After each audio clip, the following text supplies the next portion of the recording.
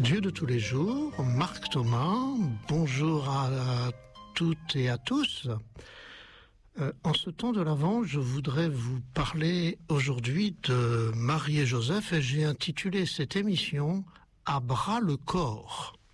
Marie d'abord.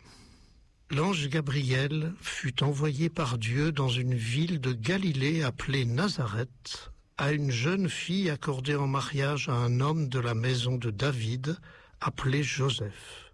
Et le nom de la jeune fille était Marie. Vous avez reconnu l'évangile de Saint Luc au chapitre 1. Si vous pensez à Marie, je voudrais vous inviter à ne pas aller trop vite, à transformer Marie en statue, à en faire une image figée avec sa robe longue, son voile blanc, sa robe bleue, les mains jointes, les statues de la grotte de Lourdes, tout ça. Ne figez pas Marie comme une statue. Regardez-la au temps où elle va accueillir Jésus en elle comme un être vivant. Si vous voulez comprendre quelque chose à la Marie de l'Évangile, regardez votre fille.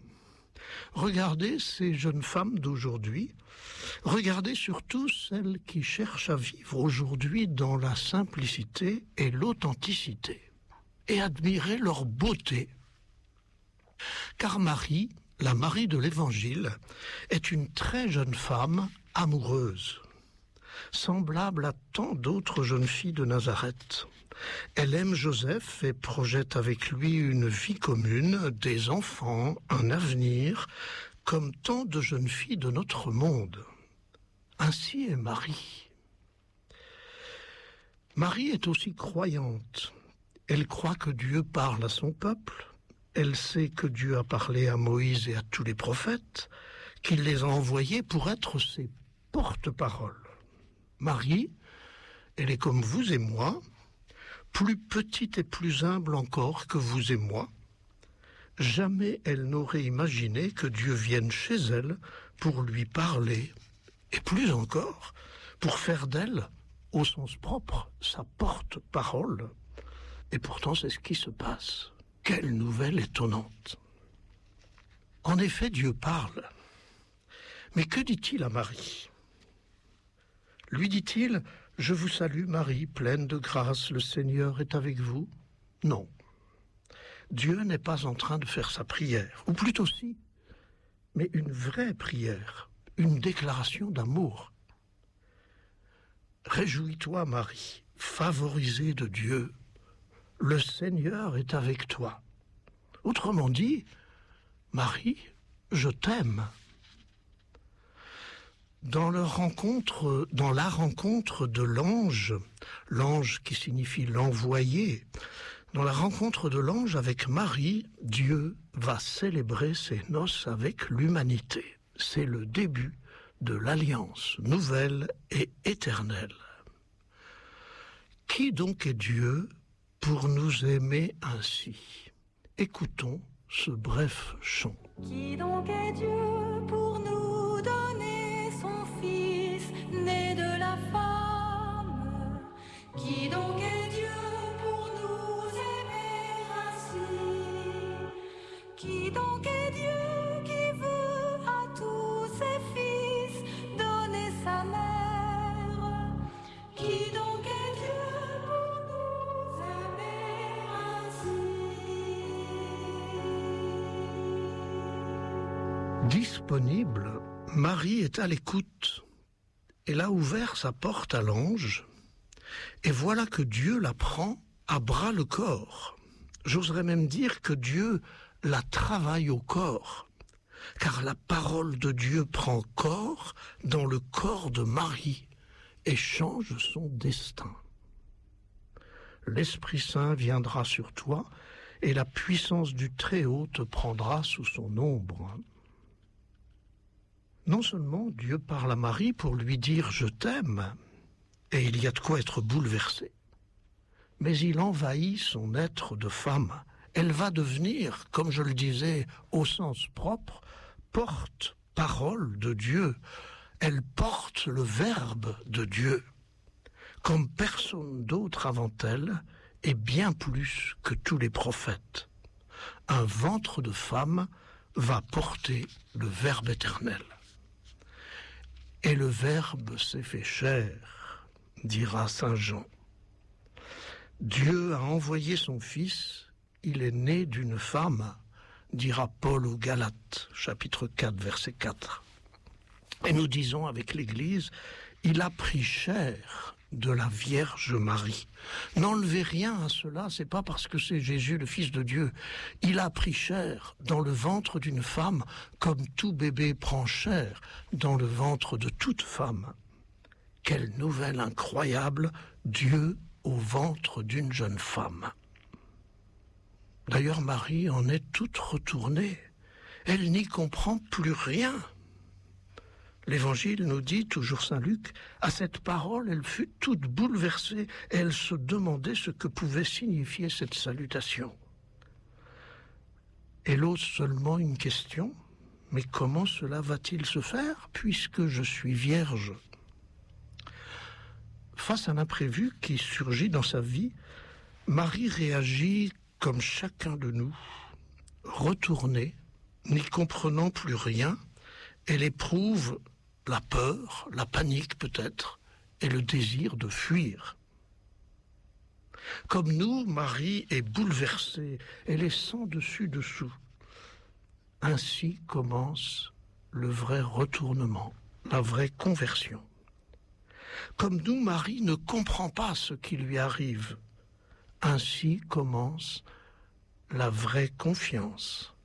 Quand l'homme ou la femme arrête de vouloir tout comprendre et tout analyser et font confiance à celles et ceux qui leur sont proches et qui leur veuillent du bien.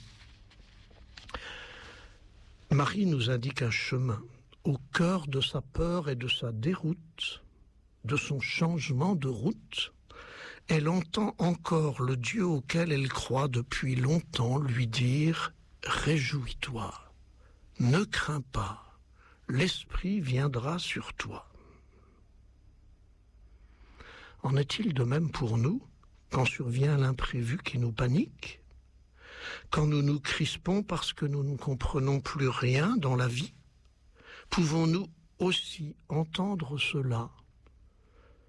Réjouis-toi, ne crains pas, l'Esprit viendra sur toi. Autrement dit, dans le langage du développement personnel, au lieu de nous crisper, pouvons-nous lâcher prise, faire confiance avec discernement à ce qui vient, l'avant, le temps de la venue, le temps du lâcher prise, pour nous ouvrir à ce qui vient. Recentrez-vous sur toutes vos incertitudes actuelles, toutes les questions que vous vous posez, tout ce que vous ne savez pas exactement qui va arriver. Pouvez-vous l'accueillir dans la confiance et dans la vigilance ? Réjouis-toi, ne crains pas, l'Esprit viendra sur toi. Écoutez le lâcher-prise de Marie. Je suis la servante du Seigneur, que tout se passe pour moi selon ta parole. Pouvez-vous dire cela à des personnes qui sont bienveillantes et en qui vous avez confiance ?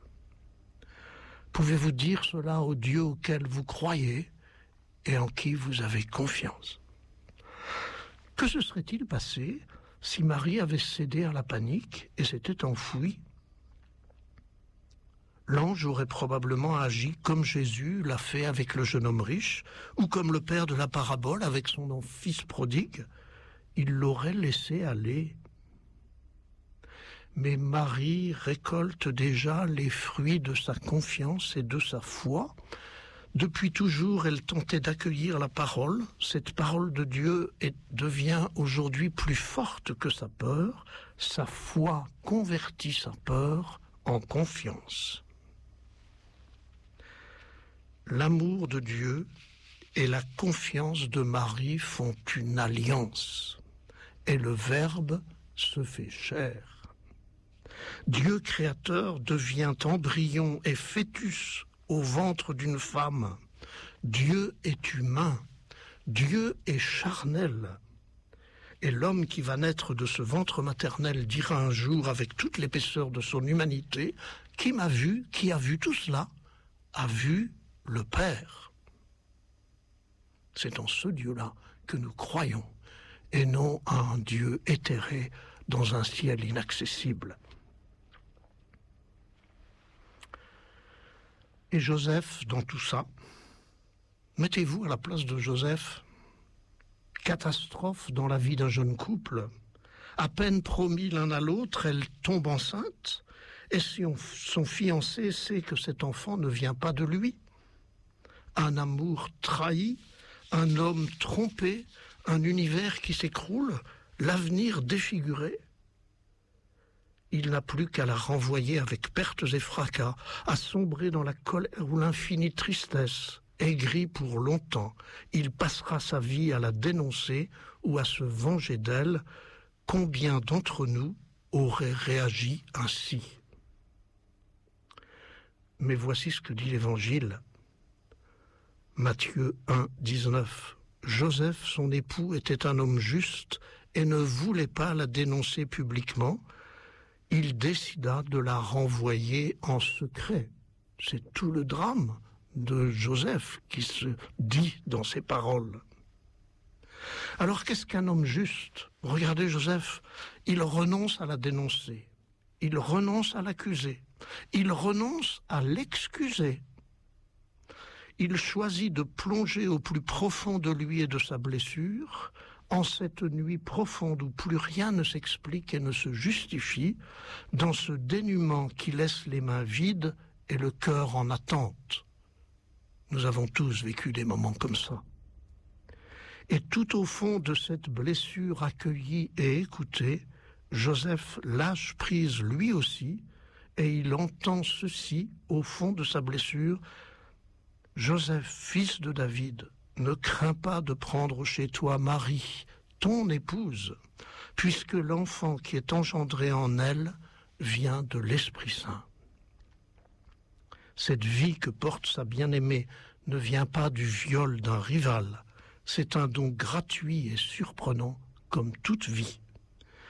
Il n'aura possédé ni son épouse, ni la vie qu'il aurait pu contrôler et s'approprier. Il est le juste traversant l'adversité et l'épreuve pour y découvrir une signification inattendue, bouleversante, mais lumineuse. Je termine. L'histoire de Marie et de Joseph ressemble à notre propre histoire. C'est souvent dans l'inattendu et parfois dans l'insensé que peuvent s'ouvrir des chemins imprévus mais vivifiants. C'est l'avant, quand l'inattendu nous rejoint. Restons vigilants, mais quittons nos méfiances pour que vienne non pas le Père Noël, mais notre renaissance.